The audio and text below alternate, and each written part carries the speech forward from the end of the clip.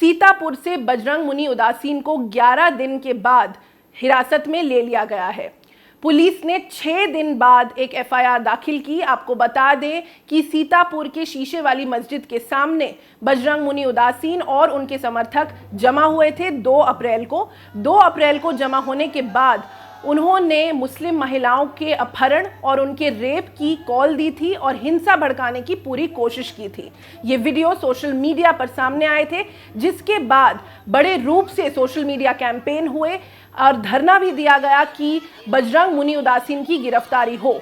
उसकी गिरफ्तारी के लिए 6 दिन बाद एक एफआईआर दर्ज की गई और पुलिस ने पूरा समय लिया। इसके बावजूद कि उसकी आइडेंटिटी और उसका पहचान जो है वो हो चुकी थी सोशल मीडिया के तहत, पर उसके बावजूद पुलिस ने 6 दिन लिए और उसके बाद एक एफआईआर दर्ज की और अब फिलहाल 11 दिन बाद एक गिरफ्तारी हुई है। आपको ये बता दें कि देर रात को सीतापुर पुलिस ने उसे सीतापुर से ही अरेस्ट किया। उसी इलाके में वो मौजूद था इतने दिनों तक। आपको ये बता दें कि कल देर रात को बजरंग मुनि उदासीन को सीतापुर से ही गिरफ्तार किया गया। उसके बाद जब उसकी गिरफ्तारी हो चुकी थी, कल रात को ही उसको एक मजिस्ट्रेट के सामने पेश किया गया, जिसके बाद 14 दिन की रिमांड पर उसे सीतापुर की जेल में ही रखा गया है। इसी के साथ साथ बजरंग मुनि उदासीन के समर्थक पुलिस स्टेशन के बाहर आ गए। उन्होंने थाने के सामने एक धरना तक दे दिया, जिसके बाद जब स्थिति काबू में नहीं आ रही थी तब सीतापुर पुलिस ने इन समर्थकों पर लाठीचार्ज तक किया। सोशल मीडिया पर मौजूद एक वीडियो में नजर आ रहा है कि किस तरह से पुलिसकर्मी इनके समर्थकों को समझा रहे हैं और ये कह रहे हैं कि ऊपर से ऑर्डर आने के बाद ही इसे गिरफ्तार किया गया है और एक तरह से शांत करने की कोशिश कर रहे हैं बजरंग मुनि उदासीन के समर्थकों को। महंत जी ने 2 तारीख को कोई बात कही थी। इस संबंध में गिरफ्तारी अगर आज 10 दिन के बाद हो रही है, आज 12-13 तारीख हो गई, तो कहीं न कहीं से निर्णय लिया गया है। इसके साथ साथ राष्ट्रीय महिला आयोग ने भी इस पूरे मामले का संज्ञान लिया। उन्होंने उत्तर प्रदेश पुलिस को ये तक लिखा कि जल्द से जल्द इस पर तत्काल एक कार्रवाई हो और उत्तर प्रदेश पुलिस इसका हस्तक्षेप करे। 2 अप्रैल के दिए गए इस बयान में और इस नफरत भरी स्पीच में मुनि ये कहता हुआ नजर आ रहा है कि अगर मुसलमानों के इलाकों में किसी भी हिंदू महिला को किसी भी तरह की तकलीफ होगी, कोई उन्हें परेशान करने की कोशिश करेगा, तो वो मुस्लिम महिलाओं का अपहरण कर लेंगे और सीधे तौर पर उनके रेप की एक कॉल बजरंग मुनि उदासीन ने वहां पर दी थी। इसके बाद ही ये सारी कार्रवाई हुई और इतने सारे कैंपेन्स के बाद, लगातार सोशल मीडिया पर भी एक कैंपेन के बाद उसकी गिरफ्तारी हुई। आपको ये भी बता दें कि ये पहली बार नहीं है जब बजरंग मुनि उदासीन ने इस तरह की कोई टिप्पणी की हो। ये भी बताना बहुत ज़रूरी है कि वो यति नरसिंहानंद, जो कि हिंदुत्ववादी नेता है और नफरत भरी बातें उनकी लगातार चलती रहती हैं, हेट स्पीच के केस में वो जेल में था और अभी बाहर निकलकर हिंदू महापंचायत जो दिल्ली में हुआ है उसमें भी वो मौजूद था। उस इंसान को बजरंग मुनि उदासीन अपना एक आइडल मानता है, एक तरह से उनका भक्त है। 2016 के एक वीडियो में बजरंग मुनि उदासीन सीधे तौर पे मुसलमानों और ईसाइयों के खिलाफ भड़काऊ भाषण देते हुए नजर आ रहे हैं।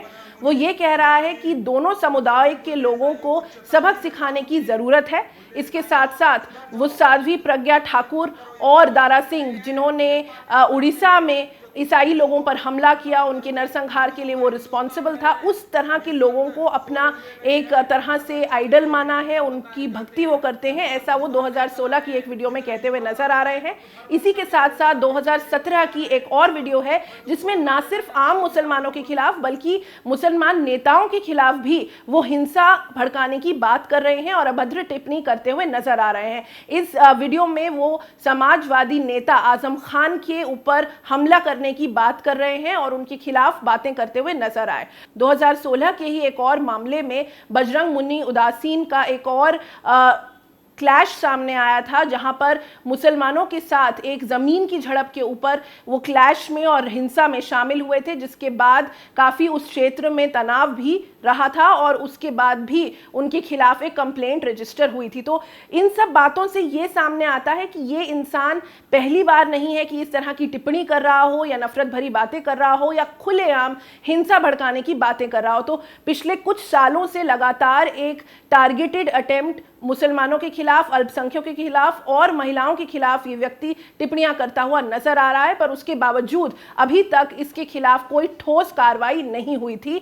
और अभी जो अरेस्ट हुआ है, जो 6 दिन बाद एक एफआईआर हुई है, उससे भी बड़े सवाल न्यायालय पर, न्याय व्यवस्था पर और पुलिस प्रशासन पर सामने आते हैं कि आखिर पुलिस ने इतना समय क्यों लिया।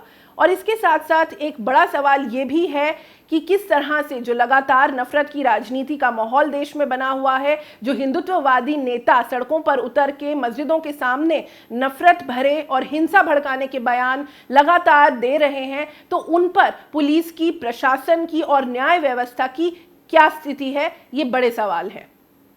ठीक है, खत्म।